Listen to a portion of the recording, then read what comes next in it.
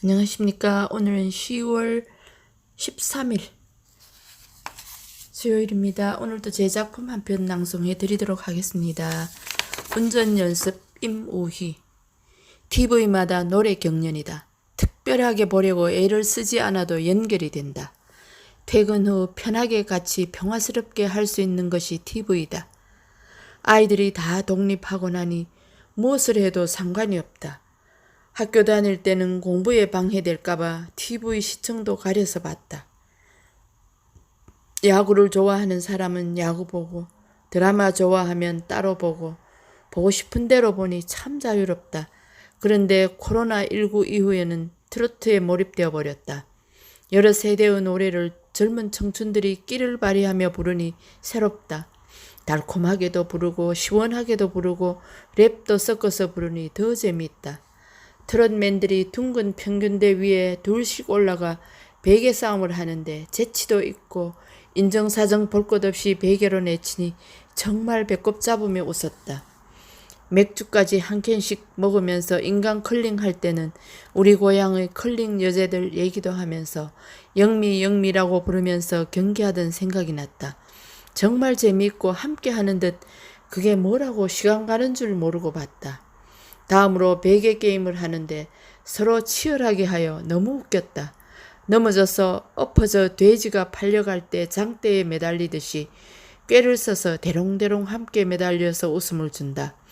한밤중에 배꼽 빠지게 웃다가 갑자기 남편이 크게 뭔가 생각난 듯 웃어서 난 뜻도 모르고 웃다가 왜 뭐가 생각났는데? 뜻밖의 나의 운전 연수 때 생각이 났다는 것이다. 어이가 없었다. 웃을 일이 아니다. 기분이 쏴하니 나쁘긴 한데 말하긴 좀 민망하다. IMF 차값을 30%씩 할인해 줄 때 차를 사줬는데 기계치, 운동치, 음치박치 등 치가 많은 사람이 바로 나다. 연수를 남편이 해주겠다고 했을 때 망설였는데 그만 같이 하는 실수를 했다. 다른 사람들 말에 따르면 부부는 운전 연수는 절대 안 된다고 하던데 하지 않겠다고 했지만 우리는 괜찮을 거라고 했다. 남에게는 너무 둔감해서 창피할 것 같아서 그러자고 너무 쉽게 승낙했다. 새벽에 차가 덜 다닐 때 차를 가지고 나가서 했다.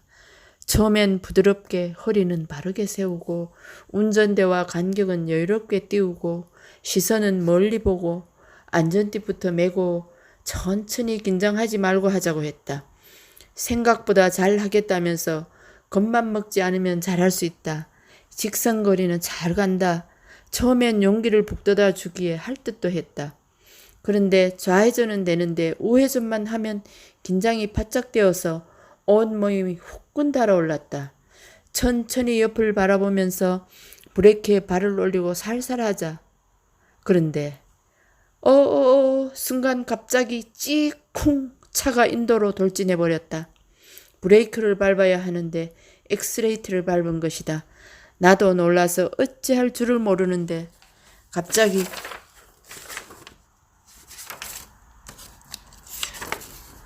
천둥벼락이 쳤다. 같이 죽고 싶어? 당장 내려! 난 바보같이 내려서 인도에 앉아서 꼼짝달싹 할 수도 없고 후회는 밀려오고 끝내 저런 사람하고 같이 살면 안 되겠다는 끔찍한 마음마저 들면서 그저 멍하니 앉아 있었다. 앞 범프는 푹 들어가서 흉측하게 되어버렸다. 난 운전이고 뭐고 이제 다시는 하지 말아야지. 이 남자하고는 아무것도 같이 하고 싶지 않았다. 한참을 새벽 어스람한 길가에 멍하니 떨고 있었고 나를 한심한 듯 보고 있더니 마음을 바꿨는지 피식피식 웃었다. 난 더 약이 올랐다. 그깟 운전 처음 배우는데 그것 못한다고 그런 태도를 보이는 저 남자는 뭔데? 그러더니 옆에 같이 앉더니 부서진 건 별것 아니다. 갈아 끼우면 간단하다. 많이 놀랐지 하면서 다시 표정도 바꾸고 잠깐 기다리라고 하더니 근처 어딘가 가서 청심환을 사와서 줬다. 오늘은 그만 집으로 가자고 하더니 다시 방향을 틀어 비슬산 쪽으로 가면 넓은 공터가 안전하니 내가 다시 쉽게 가르쳐 줄 테니 한 번만 더 연습하자고 했다. 내 몰골이 많이 아니었지만 이왕에 시작했으니 친절하게 말할 때 못 이기는 척하고 다시 해보기로 했다. 살살 하니까 제법 되는 듯 했다. 내친김에 10분만 하다가 아침 해가 쑥 내밀어 인사할 때까지 하게 되었다. 다음 날은 시외도 가고 점점 더 멀리 터널도 지나고 3일 연습을 하고 혼자 하게 됐다. 옆에 있을 때는 차라리 혼자 하는 것이 편할 것 같았는데 막상 혼자 하니 운전대만 잡으면 숨이 턱까지 헉 차올랐다. 혼자서 연습하는데 좌회전 쪽으로만 가다 보니 성주까지 가게 되었다. 집까지 갈 일이 태산같이 느껴졌다. 한적한 곳으로 가서 PT 체조를 혼자 풀쩍풀쩍 30분 정도 뛰고 앉아보았다.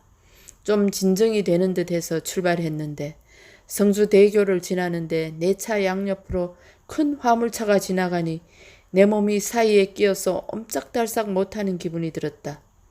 어찌어찌 해서 겨우 집에 돌아왔다. 시간이 흐를수록 차가 원수덩어리 같았다. 계속 차를 두고 버스를 타고 다니자니 그것도 말이 아니었다.